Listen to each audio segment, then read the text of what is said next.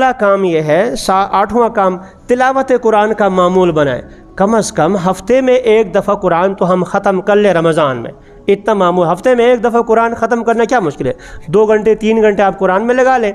اور نویں چیز یہ کہ شب بیداری ابھی سے شروع کر لیں، اور سحری کے لیے تو ویسے بھی اٹھنا ہے، اس سے کچھ پہلے اٹھ کر یا کچھ جو ہے بعد میں آخر میں چند رکعتیں پڑھ لیں۔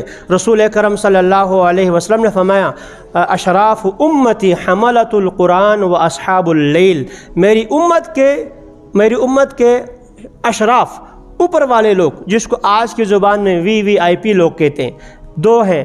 ایک ہے حملۃ القرآن، یہ قرآن کے حاملین، حافظ قرآن، مفسر قرآن، محدث، فقیہ، یہ قرآن کا علم رکھنے والے۔ اور دوسرا فرمایا کہ اصحاب اللیل، رات کو اٹھ کر اللہ کی عبادت کرنے والا، یہ میری امت کے VIP لوگ ہیں۔ اور 10ویں چیز یہ ہے اپنی اوقات کی حفاظت کر لیں، ابھی سے ٹائم ٹیبل بنائیں۔ وہ طالب علم کامیاب ہو ہی نہیں سکتا جو امتحان سے پہلے امتحان کے لیے ٹائم ٹیبل نہ بنائے، میں نے اتنا فلاں کتاب کے لیے، اپنے فلاں کتاب کے لیے۔ یہی حال ابھی سے آپ بنا دیں، رمضان میں نے یوں کہ فلاں نماز یوں پڑھنی ہے، تلاوت اتنی کرنی ہے، درود شریف اتنا، استغفار اتنا، بقیہ میں نے ضرورت کے تحت یہ کام کرنے ہیں۔ اور سب سے اہم چیز یہ ہے اس مصیبت کا انکار کر دیں جس کو میڈیا کہتے ہیں۔ وقت ضائع کرنے کے لیے چاہے وہ دینی پروگرام ہی کیوں نہ ہو، سب کچھ چھوڑ چھاڑ کے ختم کر دیں۔ افطار کے موقع پہ ٹی وی لگی ہوئی ہے، اور اس میں جو ہے دینی پروگرام کے نام سے جو ہے اس میں مرد صاحب بھی ہے، اور وہ دوسرے کو مرد کی مونس مردہ کہہ دوں میں، خواتین تو نہیں کہہ سکتا، عورت تو نہیں کہہ سکتا، وہ عورت تو ہوتی ہی نہیں ہے۔ مرد کے مذکر کا مونس آخر میں تا لگاتے ہیں نا، تو مرد اور وہ مردہ صاحبہ، مرد صاحب اور مردہ صاحبہ ہوتی ہیں، نعوذ باللہ۔ تو اب یہ روزہ خراب، دن بھر کا روزہ جو ہے اپنی آنکھوں کی بدنگاہی سے وہ خراب کر دے، چاہے عالم ہی کیوں نہ ہو، بہترین قسم کا مدرس ہی کیوں نہ ہو، اس موقع پر چاہے حرم کا امام صاحب ہے، اس کا خطبہ سننے کی بجائے آپ اپنے ہاتھ میں تسبیح لے کر استغفر اللہ، اس کا ثواب بہت زیادہ۔ وہ بیان سننا ہے، دن کو سن لے، کسی اور وقت سن لے۔ افطار کے موقع پر، سحری کے موقع پر نہ مفتی تقی عثمانی صاحب کا بیان سنیں، نہ مولانا طارق جمیل صاحب کا بیان سنیں، نہ مولانا فضل الرحمان صاحب کا سنیں، نہ حرم شریف کے امام صاحب کا سنیں، کسی کا نہ سنیں۔ اس موقع پر تم ہو اور تمہارا رب ہو، اللہ ہو، استغفر اللہ ہو، درود شریف ہونا چاہیے۔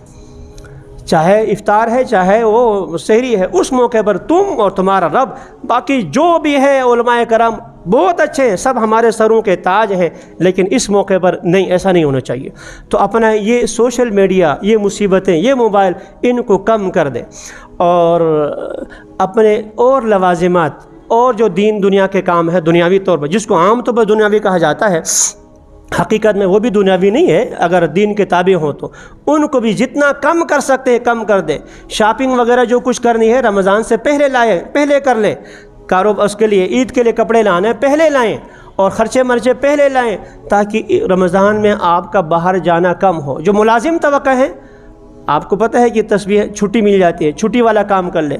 ویسے بھی اگر بیٹھے ہیں تو درود شریف پڑھنے کے لیے، استغفار پڑھنے کے لیے، لا الہ الا اللہ پڑھنے کے لیے کوئی وضو کی ضرورت نہیں ہے، کام کاج کے ساتھ یہ کرتے رہتے ہیں۔ رسول اکرم صلی اللہ علیہ وسلم کی ایک حدیث پڑھ کے ختم کرتا ہوں۔ آپ نے فرمایا کہ رمضان میں 4 چیزیں کثرت سے کرو۔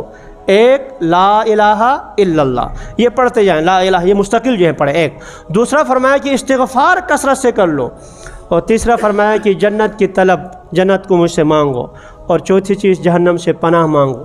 اللہ ہم سب کو جہنم سے محفوظ فرما لے، جنت کا اللہ تعالی ہمیں حقدار بنا دے، کثرت سے استغفار پڑھنے کی توفیق نصیب فرمائے، لا الہ الا اللہ محمد رسول اللہ کے مطابق زندگی گزارنے کے اللہ توفیق عطا فرما لے۔ وآخر دعوانا الحمد للہ رب العالمین۔